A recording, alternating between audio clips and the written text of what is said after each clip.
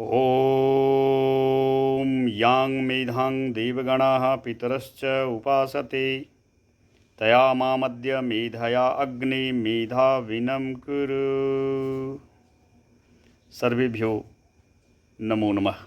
आप सभी को सादर नमस्ते। अंतर्राष्ट्रीय योग दिवस की अनंत शुभकामनाएं आप सभी को। किसी कवि ने कहा है, जीना भी एक कला है, इसे बिना जाने मानव बनने कौन चला है। जीना भी एक कला है। योग जीवन जीने की एक कला है।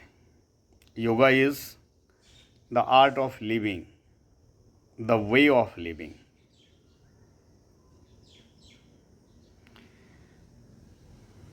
आज देर से सही हम सभी योग के महत्व को धीरे धीरे समझने लगे हैं और हम ही नहीं, संपूर्ण संसार इसका एक्सेप्टेंस बढ़ा है। लोग इसके महत्व को अब समझते हैं। योग है क्या? योग प्राचीन भारतीय ऋषियों की खोज है, जीवन दर्शन है। यह हमें जीवन की पूर्णता की ओर ले जाता है।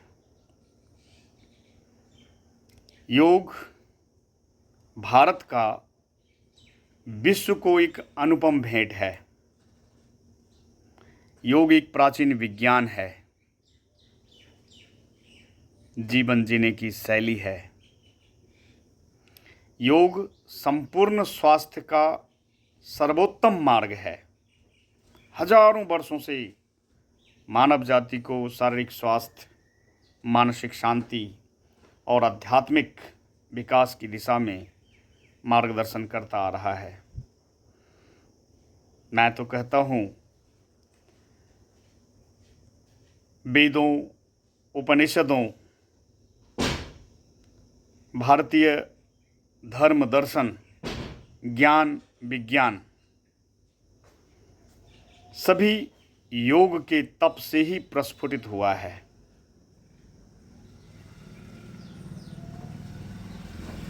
योग हमारे जीवन में हर एक पहलू को प्रभावित करता है। योग का अभ्यास व्यक्ति के व्यक्तित्व को निखारता है, वहीं उसका सर्वांगीण विकास का साधन भी बनता है। जहाँ एक ओर योग आसनों के द्वारा हम अपनी मांसपेशियों को मजबूत करते हैं, हड्डियों तथा जोड़ों को मजबूती मिलती है, पाचन तंत्र को सुदृढ़ करता है। पाचन तंत्र में उपयोग में आने वाली जितनी भी एंजाइम्स हैं, उनका संतुलित मात्रा में सिक्रेशन करने में मदद करते हैं योग। पूरा मेटाबॉलिज्म, कैटाबॉलिज्म, एनाबॉलिज्म, इसको व्यवस्थित करता है योग, संतुलित करता है योग, उनके स्राव को संतुलित करता है। इतना ही नहीं, हमारे जो एंडोक्राइन ग्लैंड्स हैं, जहाँ से हार्मोन्स सीक्रेट होते हैं, उन सभी एंडोक्राइन ग्लैंड्स, डक्टलेस ग्लैंड्स को स्राव करने में, सीक्रेट करने में कोई हाइपो हो जाता है, कोई हाइपर हो जाता है। कहते हैं हाइपर थायराइड है, हाइपोथायराइड है, ब्लड प्रेशर है, उच्च रक्तचाप, निम्न रक्तचाप, ये सभी हार्मोन्स की वजह से होता है। और हार्मोन के सिक्रेशन को बैलेंस में रखना, संतुलित रखना, उसमें योग मदद करता है। इसलिए योग हमारे लिए आवश्यक है। योग का हमारे जीवन में इसलिए महत्व ज़्यादा है। कुछ लोग ऐसा सोचते हैं कि योग केवल बूढ़े बुजुर्गों का काम है, साधु संन्यासियों का काम है, साधु संन्यासियों का काम है, जो घर बार से दूर जंगल में कहीं एकांत में जीवन जी रहे हैं। नहीं, योग प्रत्येक व्यक्ति के जीवन में अति आवश्यक है। डिपेंड करता है कि उसका उपयोग हम कितना कर पाते हैं, उसका लाभ हम कितना ले पाते हैं। ये केवल हमारी शारीरिक नहीं, शरीर के साथ साथ मानसिक और आत्मिक उन्नति में भी मदद करता है। शरीर के साथ साथ मानसिक व भावनात्मक रूप से हमारे इमोशंस को बैलेंस करता है, संतुलित करता है। प्राणायाम की मदद से हम शांतिक मानसिक शांति प्राप्त करते हैं। योग बच्चों के लिए भी है, बूढ़ों के लिए भी है, स्त्रियों के लिए भी है, सबके लिए है। बच्चों के लिए उनकी एकाग्रता, कंसंट्रेशन, आत्मविश्वास को बढ़ाने में योग मददगार है। वहीं किशोर अवस्था में जो भावनात्मक परिवर्तन और उसके तनाव से हमारे किशोर जूझते हैं, उसमें योग सहायक सिद्ध होता है। वहीं जो हम वयस्क लोग ऑफिशियल वर्क में इतने परेशान होते हैं, ऑफिस के कामों में जो मानसिक तनाव बढ़ जाते हैं, टेंशन, और उस तनाव से बहुत तरह की बीमारियां होती है। ये diabetes, high blood pressure, heart problem, ये सब का कारण है मानसिक अशांति, तनाव।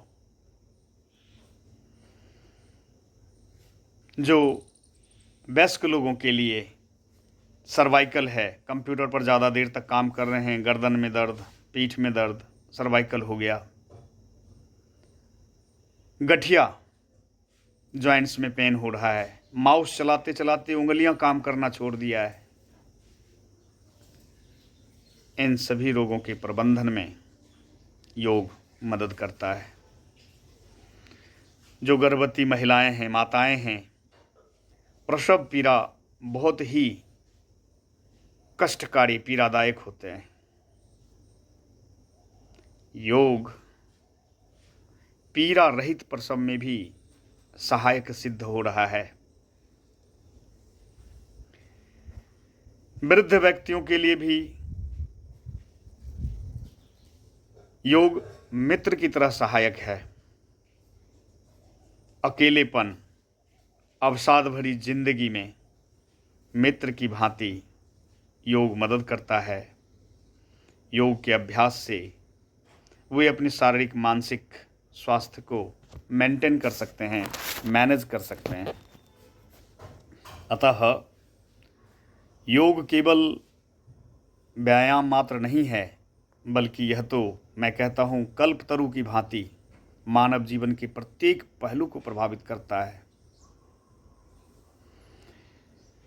धर्म, अर्थ, काम, मोक्ष, शारीरिक, मानसिक, आध्यात्मिक विकास और लक्ष्य होता है मोक्ष की प्राप्ति। योग सर्वविदित मोक्ष की प्राप्ति का साधन है, जो हमारा अंतिम पुरुषार्थ है। शास्त्रों में कहा है, सा विद्या जा विमुक्तये, विद्या वो जो हमें मुक्ति प्रदान करता हो, मोक्ष की प्राप्ति करवाता हो।